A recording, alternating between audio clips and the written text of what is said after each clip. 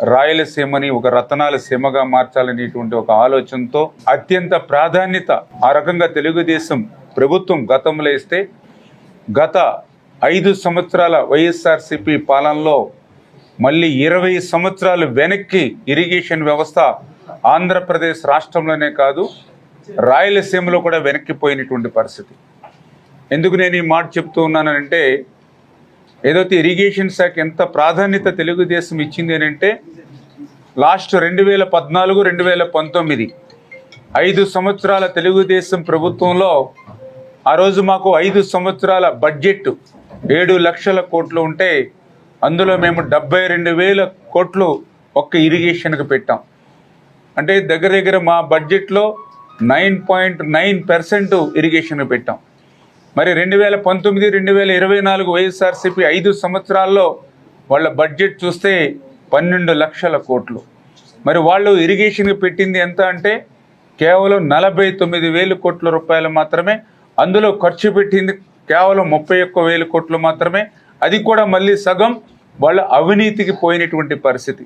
అంటే మేము ఇరిగేషన్ బడ్జెట్లో 9.9% మేము పెడితే వాళ్ళు 2.2% వాళ్ళు ఇరిగేషన్ కేటాయింపులు చేశారని అంటే ఈ ఆంధ్ర రాష్ట్రంలో ఉన్నటువంటి రైతాంగం మీద, వ్యవసాయం మీద మరి వాళ్ళకు ఉన్నటువంటి నిర్లక్ష్యం, నిర్లిప్తత ఏంటనేది, లక్షలాది మంది ప్రజల దాహార్తిని తీర్చడంలో మరి వాళ్ళు ఏ రకంగా మరి పాలన సాగిందో అదే ఒక ఉదాహరణ అనే విషయాన్ని సందర్భంగా తెలియజేసుకుంటూ మాట్లాడితే నేను రాయలసీమ బిడ్డ అని చెప్తూ ఉంటాడు. కానీ వాస్తవంగా చూస్తే మరి ఆ రోజు 2014, 2019 5 సంవత్సరాల్లో రాయలసీమకి 12,000 కోట్ల రూపాయలు ఆ రోజు తెలుగుదేశం ప్రభుత్వం పెడితే ఈయన 2019, 24 రాయలసీమలో పెట్టింది 2,200 కోట్ల రూపాయలు. అంటే ఎంత డిఫరెన్స్, ఎంత తారతమ్యం, ఎంత మరి భేదం ఉందనేది అదే మనకి చాలా క్లియర్గా అర్థమవుతున్నటువంటి పరిస్థితి. దానికి ఉదాహరణే మన హంద్రీనివా. అంటే ఏదైతే ఇప్పుడు కృష్ణా నది దగ్గర నుంచి మరి ఏదైతే హంద్రీనివా దగ్గర మరి మెయిన్ కెనాల్ కానీ అదేవిధంగా సబ్ కెనాల్స్ కానీ ఏవైతే మనం క్యాలిక్యులేట్ చేస్తూ ఉన్నామో ఈ హంద్రీనివాకు సంబంధించి తెలుగుదేశం ప్రభుత్వంలో మరి 4,000 కోట్లు మనం ఖర్చు పెడితే ఈయన జగన్మోహన్ రెడ్డి కాలంలో ఖర్చు పెట్టింది కేవలం 500 కోట్లు మాత్రమే. అంటే ఎంత వ్యత్యాసం ఉంది తెలుగుదేశం ప్రభుత్వానికి, వైఎస్ఆర్సీపీ ప్రభుత్వానికి, పర్టికులర్గా రాయలసీమ ప్రాజెక్టులో కానీ హంద్రీనివాలో కానీ ఎంత వ్యత్యాసం ఉందనేది అదే ఒక ఉదాహరణ అనే విషయాన్ని కూడా మరొక్కసారి మీ అందరికీ కూడా గుర్తు చేస్తూ ఉన్నాం. అందుకే ఈరోజు చంద్రబాబు నాయుడు గారు ఇచ్చిన ఆదేశాల ప్రకారం ఏదైతే ఈవేళ రాయలసీమ అనేది మనకు అత్యంత ప్రాధాన్యత. రాయలసీమలో ఉన్నటువంటి ఆఖరి ఎకర ఆయకట్టు వరకు కూడా మనం సాగునీరు తీసుకుపోవాలి. రాయలసీమలో ఉన్నటువంటి ప్రజానికానికి దాహార్తిని తీర్చడమే మన ప్రథమ ప్రాధాన్యతని చంద్రబాబు నాయుడు గారు ఇచ్చినటువంటి ఆదేశాల ప్రకారమే గత 2 రోజుల నుంచి ఈవేళ 3వ రోజుగా ఈ రాయలసీమకు సంబంధించినటువంటి ఈ హంద్రీనివా ప్రాజెక్టును పరిశీలన చేస్తూ మరి ఈరోజు కుప్పం రావడం జరిగిందనే విషయాన్ని కూడా మరి ఈ సందర్భంగా తెలియజేసుకుంటూ, ఎందుకంటే ఈ హంద్రీనివా అంటే మరి ఏదైతే మాల్యాల దగ్గర నుంచి ఇది ప్రారంభమవుతే దగ్గర 4 ఉమ్మడి జిల్లాలకు సంబంధించి మరి అత్యంత మరి సాగునీరులో కానీ త్రాగునీరులో కానీ అత్యంత కీలకమైనటువంటి ప్రాజెక్టు హంద్రీనివా. ఏదైతే గతంలో చంద్రబాబు నాయుడు గారు ఈ హంద్రీనివా కూడా మరి 3,850 క్యూసిక్ల నీరు వచ్చేటువంటి విధంగా ఆ రోజు పంపులు కానీ ఇవి కానీ అన్నీ కూడా ఏర్పాటు చేసినటువంటి దశలో దురదృష్టవశాత్తు ప్రభుత్వం మారిపోయిన తర్వాత మరి కొత్తగా వీళ్ళేమీ శాంక్షన్లు తీసుకురావాల్సిన లేదు, కొత్తగా వీళ్ళు పంపుల్ని ఏర్పాటు చేయక్కర్లా. చేసినటువంటి వర్కులను కూడా గత 5 సంవత్సరాల్లో ఉపయోగించుకోలేనటువంటి పరిస్థితుల్లో ఈరోజు నేను మాల్యాలో వెళ్ళి చూస్తే మరి ఏదైతే మరి కేవలం 1,800, 1,900 క్యూసిక్లు మాత్రమే ఈరోజు హంద్రీనివాలో ప్రవహిస్తున్నటువంటి పరిస్థితి.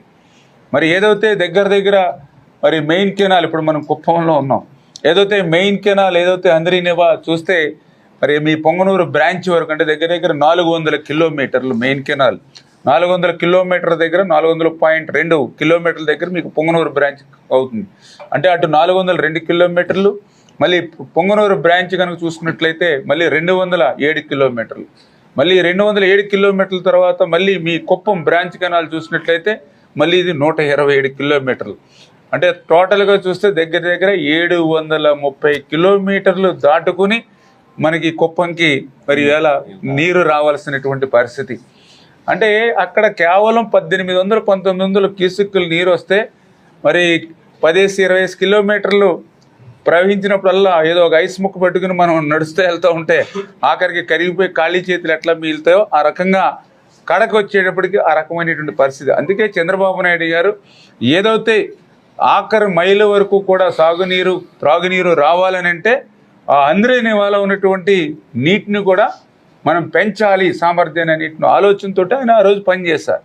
కానీ 5 సంవత్సరాలు ఈ వైఎస్ఆర్సీపీ పాలన దాన్ని మళ్ళీ తిరోగమనంలో వెనక్కి నెట్టేసినటువంటి పరిస్థితి. అందుకే ఏదైతే మా ఇంజనీరింగ్ ఏదైతే మన ఇరిగేషన్ సంబంధించిన ఉన్నత అధికారులు నెక్స్ట్ సీజన్ కల్లా పూర్తి స్థాయిలో ఆ యొక్క 3850 క్యూసెక్కుల సామర్థ్యానికి సరిపడేటువంటి విధంగా ఏదైతే ఆ యొక్క హంద్రీనివా మెయిన్ కెనాల్ని మరి దాన్ని ఏదైతే వైండింగ్ చేయడం, అదేవిధంగా అవసరమైన చోట్ల మరి లైనింగ్ కూడా చేయడం, అదేవిధంగా ఏదైతే ఆ యొక్క హంద్రీనివా మెయిన్ కెనాల్ నుంచి ఏదైతే పొంగనూరు బ్రాంచ్ కెనాల్ ఏదైతే ఉందో మరి దాన్ని కూడా నేను పరిశీలించాం. చాలా చోట్ల ఇక్కడ ఉన్నటువంటి సాయిల్ కండిషన్ వల్ల చాలా వాటర్ అంతా కూడా లీకేజ్ అయిపోతున్నటువంటి పరిస్థితి ఉంది. కొన్ని చోట్ల అటువంటి లీకేజ్ అయ్యేటువంటి ప్రాంతం ఏదైతే ఉందో వాటి దగ్గర లైనింగ్ చేయడం కంపల్సరీ.